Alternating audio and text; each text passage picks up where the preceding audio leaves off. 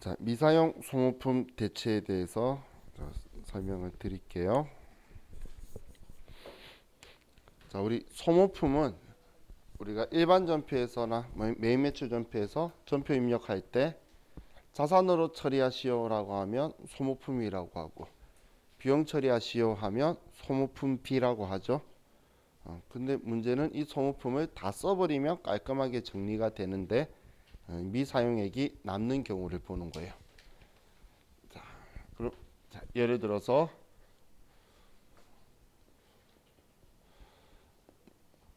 소모품의 구입액이 100만 원인데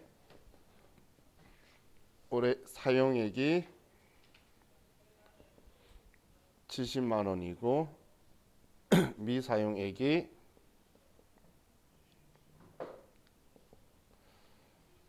30만 원이다라고 볼게요. 자, 그럼 지금 이 상황에서 소모품 구입할 때 돈을 지급을 하죠. 그럼 이제 이연으로 생각을 하시면 돼요. 자, 그럼 첫 번째는 우리가 구입 시 우리가 자산으로 처리한 경우를 보면 우리가 구입할 때의 분계를 차변의 소모품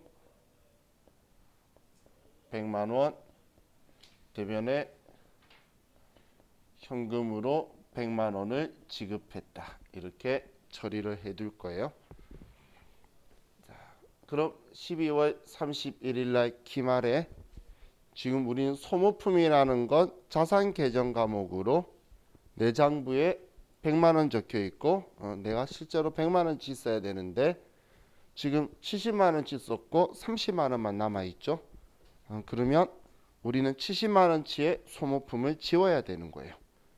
그래서 대변에 소모품을 70만 원치를 지워주게 될 거예요. 그래야 실제로 남아 있는 30만 원만큼만 소모품이라고 되게 되겠죠. 자, 그럼 이 차변에 이 70만 원치는 소모품을 사용했으니까 비용 처리해야 되는데 그 비용 처리하는 계정 과목이 소모품 B라는 계정 과목이에요. 그래서 소모품 B라고 처리를 할 거예요. 두 번째는 구입 시 비용 처리를 한 경우를 볼게요. 자, 그럼 구입할 때의 회계 처리를 차변에 소모품비 100만 원이다 이렇게 처리를 했어요. 자, 그런데 12월 31일 날 자, 그럼 소모품 B라고 처리한 거는 비용 처리한 거니까 전부 다 써버렸다는 거예요. 그런데 우리는 실질적으로는 지금 전부 다 쓴 게 아니라 30만 원치는 남아 있죠.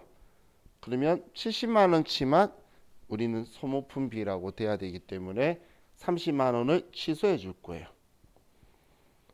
그럼 소모품 B 30만 원이다 이렇게 쓰고 그리고 차변에는 그럼 이 30만 원만큼은 소모품이 남아 있죠. 그래서 소모품이다 30만 원 이렇게 되게 될 거예요. 그럼 이런 형식의 문제를 봤을 때는 우리가 이렇게 생각할 수 있겠죠. 사용한 거는 비용화돼야 되니까 70만 원치는 장부에 소모품 B라고 남아 있어야 되고 장부에 있어야 되고 사용하지 않은 거 얘만 자산인 소모품으로 30만 원이 있어야 된다는 거예요. 이렇게 기준을 먼저 잡아버리면 내가 장부에 어떻게 처리했냐에 따라서 소모품은 30만 원 있어야 되는데 100만 원 처리되어 있으니까 70만 원 지운다라고 쓰면 되죠.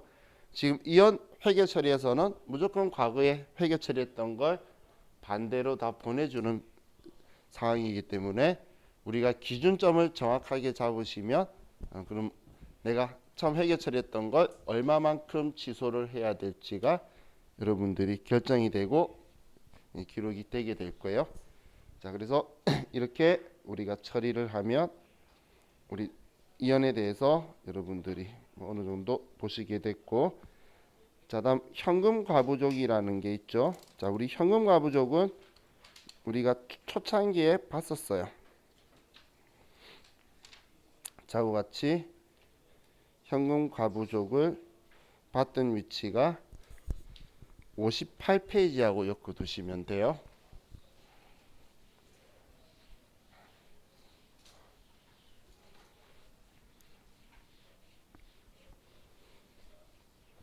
지금 미결산 항목을 정리하는 부분인데,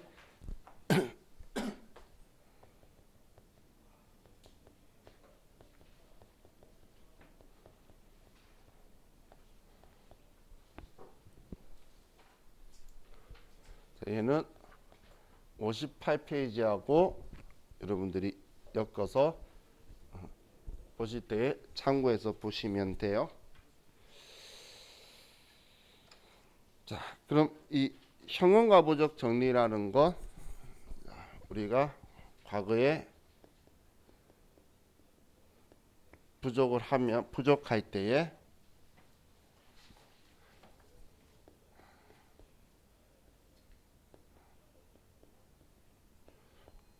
때에 우리가 현금 시제를 실제 잔액과 맞추기 위해서 대변에 현금 얼마다 차변에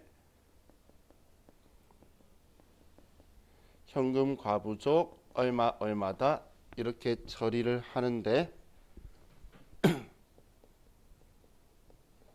결산일까지 원인을 밝힐 수가 없다라면 우리는 이 현금 과부족을 지우고,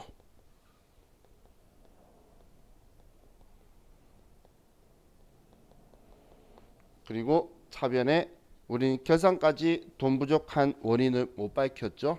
그래서 손해본 거라서 영업의 비용이 잡손실로 이렇게 처리를 하는 건데, 자, 결산 때 일어날 수 있는 일이 뭐냐면 하나 더가 결산일날 현금이 부족한 걸 발견한 거예요.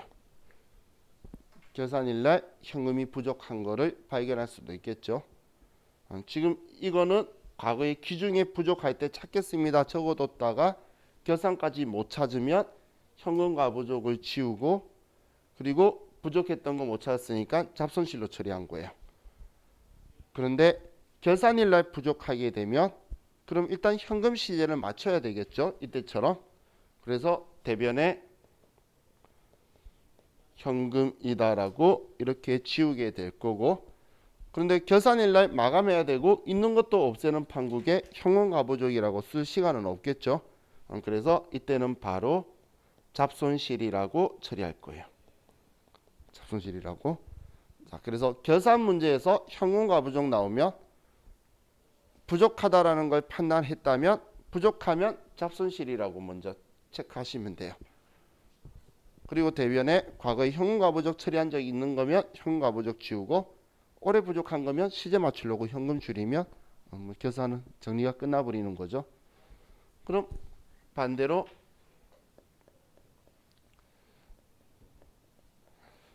자, 기중에 돈이 많게 되면 우린 차변에 현금 얼마 대변에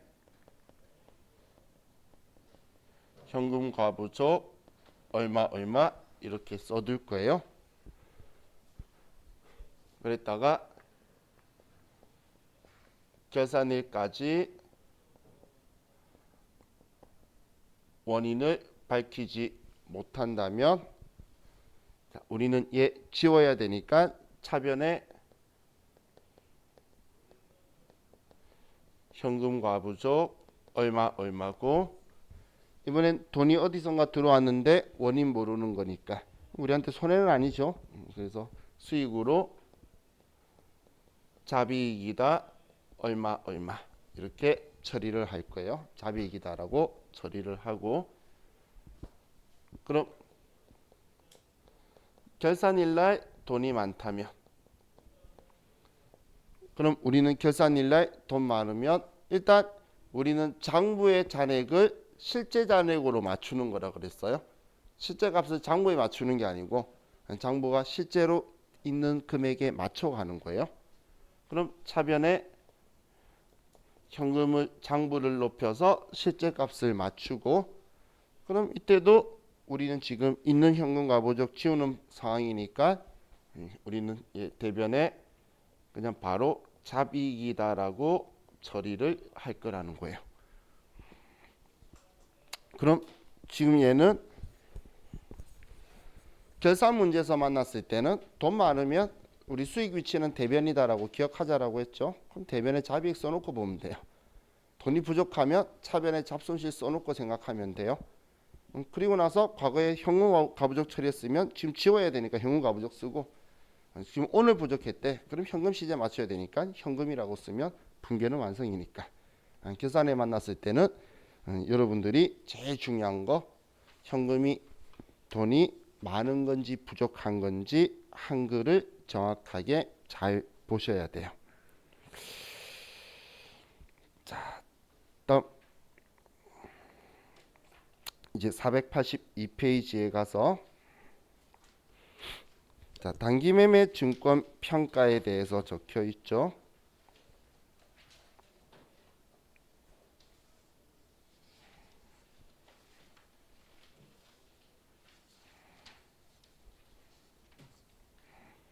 자, 단기매매 증권의 평가는 73페이지에 가셔서 보시면 돼요.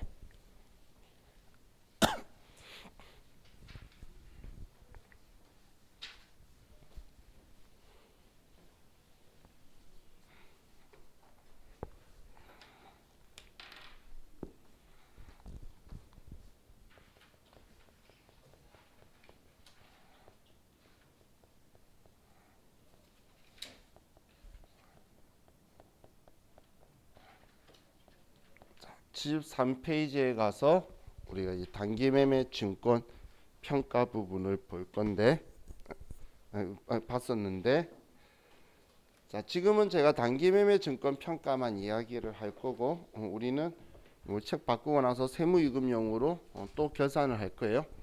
회계일급은 사실 회계일급만 생각했을 때는 수동결산이 크게 영향을 시험 합격 여부에 영향을 많이 안 미쳐요. 왜냐하면 자동결산 문제가 꼭 들어가 있어야 되기 때문에 거의 대다수가. 그럼 수동결산은 한 문제 아니면 많아야 두 문제가 나와요. 그럼 내가 아는 거 하나만 있어도 별로 안 틀리죠. 근데 문제는 세무이급에서는 계산 문제가 5문제로 나오고 수동계산이 3, 4개 이상을 해요. 그러면 세무이급에서 좀 문제가 발생하겠죠. 그래서 세무이급 때 우리 책 바꾸고 나서 저것만이 아니고 매도 가능 증권 평가들하고 다른 평가들도 제가 설명을 드릴 거예요. 그럼 단기매매 증권 평가는, 얘는 일단 단기매매 증권을 평가하는 건 공정가액법을 쓴다라고 했죠. 그럼 공정가액법을 쓴다라는 건 기말 공정가액으로 계속 바꿔줄 거라는 거예요. X1년도 취득할 때에 예를 들어서 우리가 10주를 가지고 있는데 10주를 샀는데 취득할 때에 시가가 주당 예를 들어 1,000원이었어요. 그럼 차변에 단기 매매 증권 10,000원이다라고 쓰고 대변에 돈을 주고 이렇게 10,000원이다라고 썼어요. 그랬다가 X1년도 12월 31일 날 얘가 1,200원이 되었어요. 그러면 12,000원으로 올랐죠. 그럼 12,000원으로 외부 이용자한테, 이 공정가액으로 외부 이용자한테 얘를 보여주는 거예요.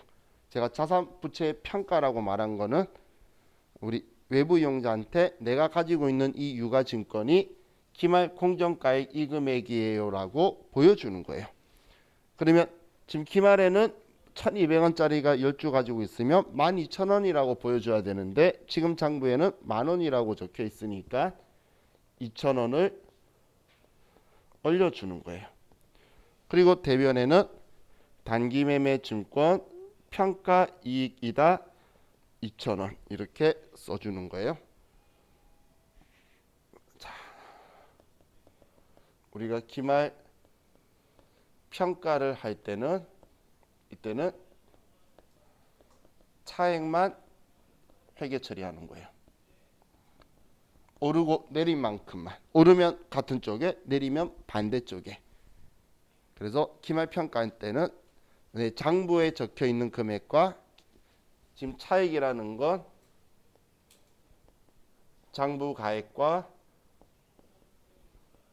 공정 가액의 차이만 회계 처리한다는 이야기예요. 그래서 이거 생각 안 해도 1,000원인데 200원이었대. 1,200원 됐대. 차이가 주당 얼마죠? 200원이잖아. 그럼 200원 주니까 2,000원만 회계 처리하겠네. 이렇게 생각을 하시면 되는 거예요. 그게 오히려 생각이 더 편하죠. 우리 문제 때는 이거 안 보여주고 있을 거니까. 자, 그럼 이 상태에서 정기말에 이렇게 평가를 했대. 그럼 X2년도 12월 31일 날 봤는데 한 주당 900원인 거예요. 한 주당. 자, 문제에서도 2019년도에 샀고 2019년도에 평가했고 올해 지금 2020년도 평가하는 상황이라 그러면 자, 단기매매 증권은 지금 단기매매 증권 평가 이익이 영업의 수익이기 때문에 그냥 12,000원짜리로 살고 있는 거예요. 주당 1,200원짜리로. 그러면 이 둘의 차이만큼만 계산을 하면 되겠죠. 그럼 지금 봤을 때 300원이 내렸죠. 300원 내렸는데 10주니까 그럼 3,000원만 내려주면 되겠네요. 그럼 대변에 단기 매매 증권 3,000원을 내리고 차변에 단기 매매 증권 평가 손실 3,000원이다 이렇게 써줄 거라는 거예요. 그냥 오르고 내린 만큼만 봐서 처리할 건데 뭐 올해 취득했으면 취득했을 때하고 차인데 처음에 X년도에 그런데 올해 이전에 샀으면 자 이거는 자 예를 들어 몇 년 전에 샀던 간에 상관없어요. 몇 년 전에 샀던 간에 우리는 전기말 이렇게 맞춰뒀을 거니까 전기말하고의 차이만 조정해 주면 되겠죠. 그죠? 전기말 장부가액이 공정가액이 장부가액이 되어 있을 거니까 그 금액하고 올해의 공정가액하고를 처리를 해주면 될 거예요.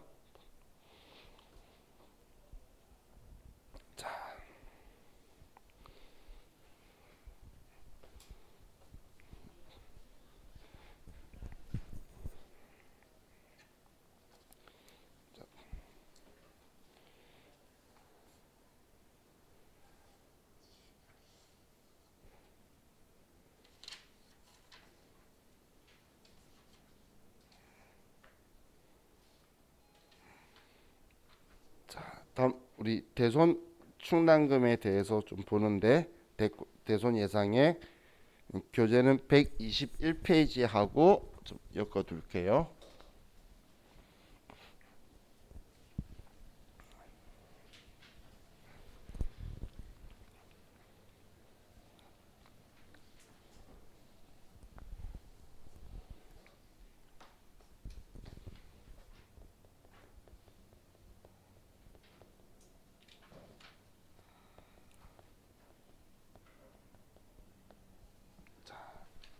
대손 충당금 설정은 121페이지하고 같이 엮여 있어요.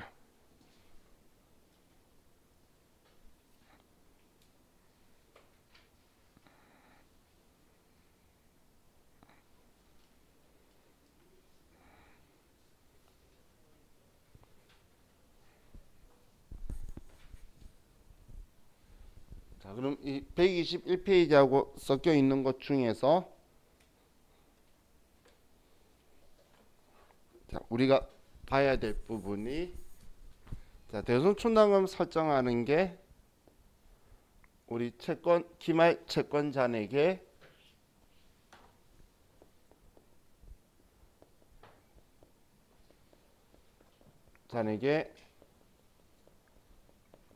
대손 추정률을 곱해주고 자, 그리고 여기에 대손 충당금 잔액을 뺐을 때 플러스가 나오면 보충액이고 제로가 나오면 회계 처리를 할 필요가 없고 마이너스가 나오면 환입액이 되는데 보충액이 나온 경우에는 이때는 그냥 자동 결산하는 게 엄청 쉬워요. 엄청 쉽기 때문에 그냥 자동 결산으로 제가 하기를 계속 권할 건데 환입액이 나오는 경우에 이때 수동 결산을 해야 된다는 거예요. 마이너스 얼마다라고 나오면 그럼 이 계산하는 것도 자동 계산 들어갔다가 보충하려고 하는데 마이너스 뜨면 그 금액 적어놓고 나오면 돼요. 나와서 다시 수동 계산하면 되니까. 그럼 예를 들어 기말 채권 잔액이 1억인데 대손 추정률이 1%예요.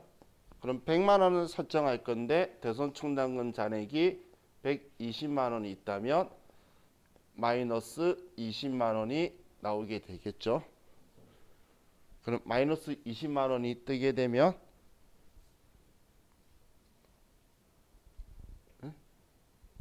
1억에 1%면 100만 원. 100만 원인데 마이너스 120 하면 마이너스 20만 원. 맞죠? 자, 그럼 이제 이때 우리가 매출 채권이라면 우리는 차변에 대손 충당금, 외상 매출금 거나 받을 어음 거겠죠. 그리고 20만 원이 되고 대변에 대손 충당금 환입 20만 원이다라고 해서 얘는 800번대를 써야 돼요. 자, 800번대의 성격이 뭐였죠? 예? 판관비의 차감 계정이었죠. 그죠? 판관비 차감 계정이죠. 이론에서도 자주 물어보니까 성격도 기억하자라고 했었어요. 그죠? 자, 그럼 기타 채권인 경우에는 대손 충당금이 단기 대여금 거나 미수금 거나 이런 것들이 나올 거예요. 그러면 대변에 대손 충당금 환입 20만 원인데 얘는 영업 외 수익인 900번대를 선택해야 되죠. 자, 그래서 이걸 여러분들이 정확하게 기억을 하시면 좋을 것 같아요.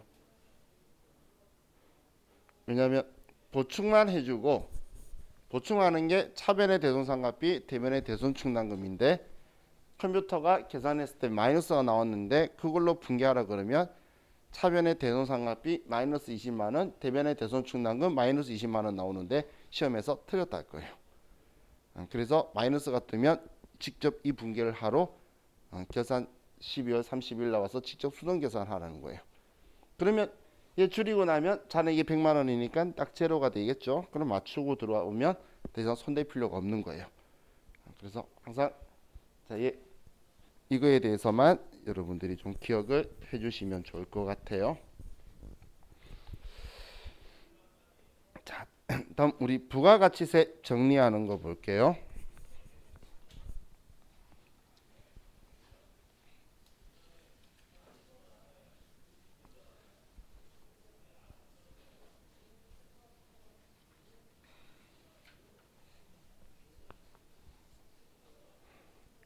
제가 앞쪽에 페이지 짚어드리는 거는 앞쪽 페이지에 우리 초창기라서 여러분들이 열심히 써뒀어요.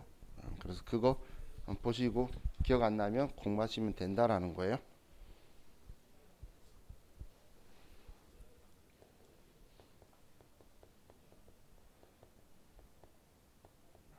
자, 부가가치세 정리하는 문제는 일반 전표에 나와도 되는데 이상하게 2기 확정거 12월 31일 날 결산 문제로 자주 등장을 해요.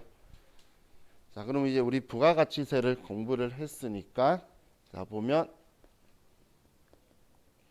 우리 매출세액이 계정 과목이 매출세액은 내 돈 아니죠.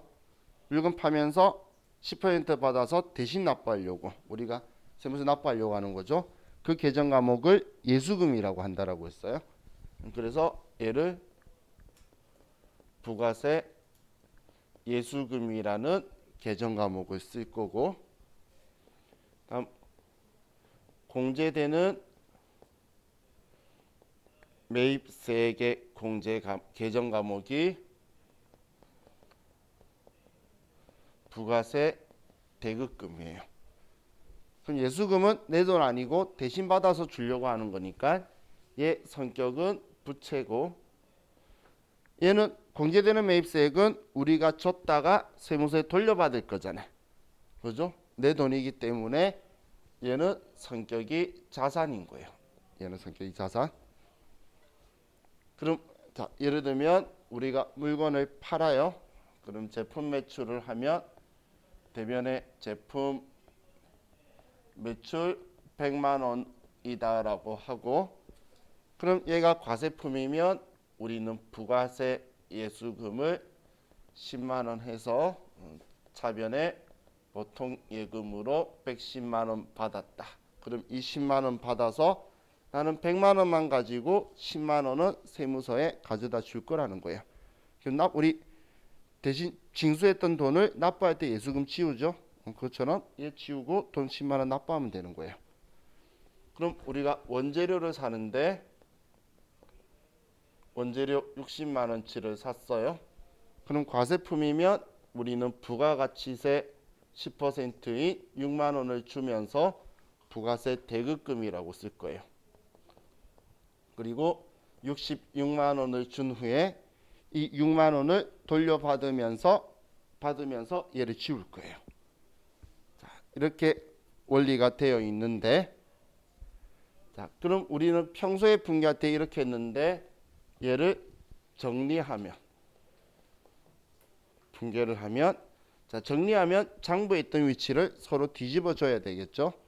그래서 이 두 개만 기준에 거래가 있었다라고 보면 얘 정리한다는 건 얘를 지우는 거예요. 그래서 차변에 부가세 예수금이 10만 원이 오고, 또 부가세 대급금 얘 정리할 거면 대변에 부가세 대급금 6만 원이다 이렇게 쓰는 거예요. 자, 그럼 지금 이 두 개 거래만 있었다 그러면 부가가치세 얼마 납부하면 되죠? 4만 원만 납부하면 되죠? 얘 언제 납부할 거야? 지금 이익이 확정 거였다면 얘가 12월 31일 날이면 다음 달 25일 날 납부하겠죠? 그래서 여기 대변에 4만 원은 다음 달 25일 날 납부할 거라고 미지급 세금이다 4만 원 이렇게 정리해 두는 거예요. 그랬다가 다음 달 25일 날 4만 원 납부할 때 미지급 세금을 지우면 되겠죠.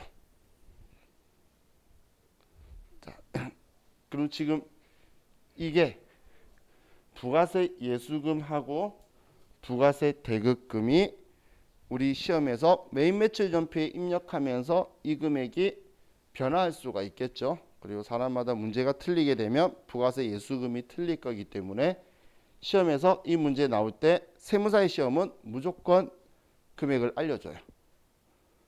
그럼 금액 알려주면 우리는 위치만 알면 그냥 풀 수 있는 거예요.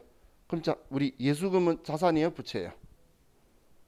부채라는 거 알겠죠? 제가 지금까지 예수금 부채라는 소리는 한 10배 이상 한 것 같아. 그럼 얘가 부채니까 대변에 있는 걸 치울 거면 차변이다 해서 부가세 예수금 쓰고, 대변에 부가세라고 치면 계정하면 두 개밖에 없어요. 그럼 얘 부가세 예수금이면 얘가 부가세 대급금이겠지. 자리 잡았죠? 그리고 문제에서 금액 주면 금액 쓰면 돼요. 그래서 모자란 만큼 얘가 매출세액이니까 모자란 만큼 다음 달 25일 날 낼 거다. 미지급 세금. 만약에 매입세액이 많으면 우리 환급 받아야 되겠죠? 그래서 차변에 미수금이라고 쓰는 거예요. 그게 부가가세 정리하는 분계 끝이에요. 그럼 얘 간단하죠? 그래서 자, 얘 지금 나중에 우리 AT 시험도 같이 볼 거죠. AT 시험에서는 그 부가가치세 신고서를 보고 쓸 거예요. 그럼 걱정 마요. 우리 부가가치 신고서에 매출세액하고 다 잘 알 거니까 얘가 매출세액이네. 대놓고 가 매출세액 나 공제되는 매입세 그 숫자를 여기다 쓰는 것밖에 차이 없어요. 그럼 분계 틀 이 위치는 외워야 되겠죠. 자, AT 시험은 나중에 여러분들 세무사 시험 딱 끝나고 나서 시험 접수하신 분들은 나 열심히 할 거야 딱 생각만 하면 다 합격이에요. 왜 다 합격이냐면 매일 나오는 것만 나와요. 부가가치세 지금 이야기하죠. 나와요. 안 나오면 제가 그 시험 접수비 돌려드릴게요. 그런 것처럼 내가 노력했다 안 했다는 다 티나요. 나중에 떨리는 사람이 하는 말이 한 두해 차면 더 풀어볼걸요. 이런 이야기예요. 왜냐면 문제 보니까 봤던 거거든. 회계사의 시험이 아직까지는 활성화시켜야 되니까 문제를 옛날 스타일 안 바꾸고 우리 15회차부터 지금까지 쭉 40몇 대 차인데 나오는 순서 그대로 이제 종류만 바꿔가면서 이번에는 불공제 문제, 이번에 면세 문제 그 순서 그대로 나와요. 그래서 근데 그 중에 부가가치세 정리 문제가 들어가 있으니까 이거는 세무사 시험에서도 써먹을 수 있지만 회계사 시험에서 써먹을 수 있으니까 여러분 정확하게 한번 인지해 두면 나중에 좀 편하게 되겠죠. 그래서 인지해 두시면 좋을 것 같아요. 자, 다음 외화 채권 채무에 대해서 좀 볼게요.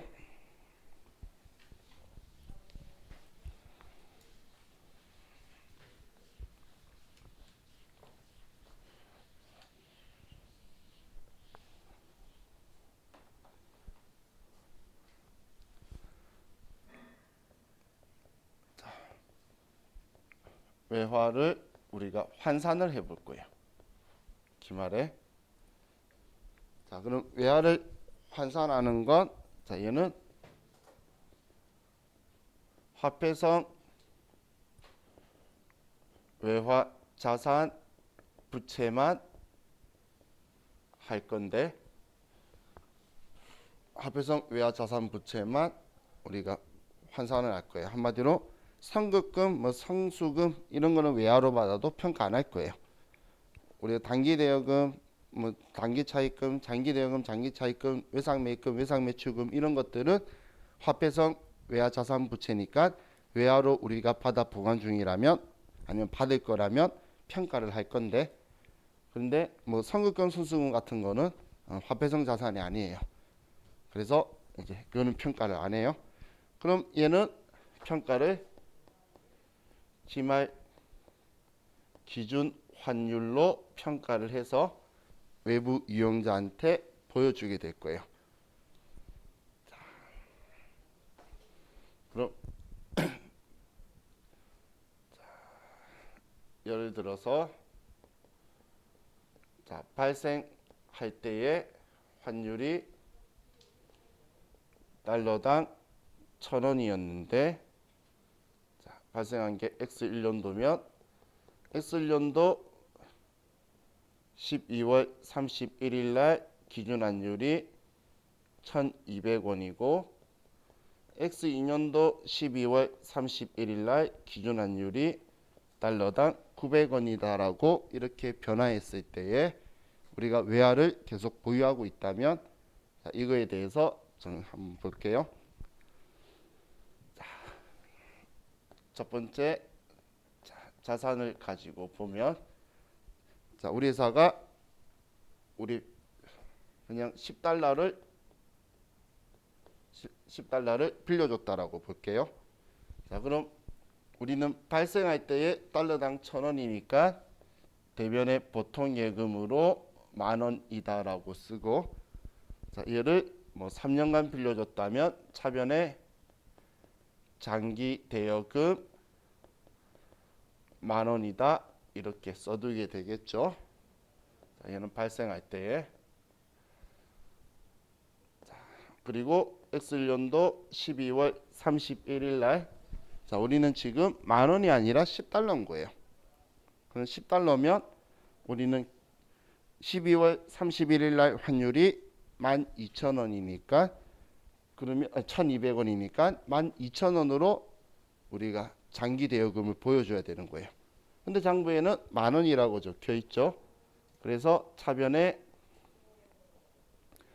장기 대여금을 2,000원 높여주고 이때 대변에 외화 환산 이익이다 2,000원 이렇게 써둘 거예요. 내 자산이 늘어났으니까 이익이잖아. 환율 때문에. 그죠?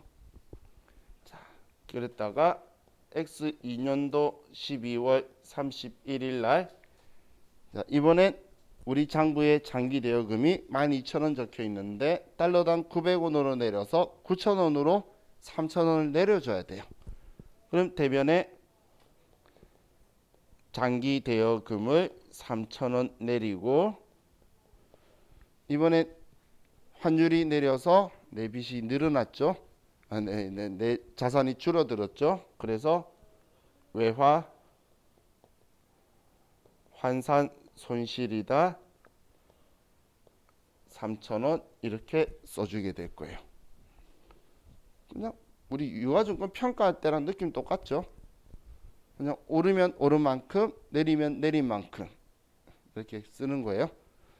자, 그럼 지금 제가 자산 가지고 했는데 자, 이걸 반대로 자, 오른쪽에는 좀 글자를 줄여서 쓸게요. 자, 부채 가지고 보면 똑같이 우리 10달러라고 봤을 때 자, 이때 발생할 때에 우리가 돈을 빌려와요. 보통 예금에 10,000원이다. 장기 차입금 10,000원이다. 이렇게 썼는데 자, X1년도 12월 31일 날 빚이 환율이 증가 똑같이 하게 되면 2,000원이 장기 차입금이 늘어나게 되겠죠.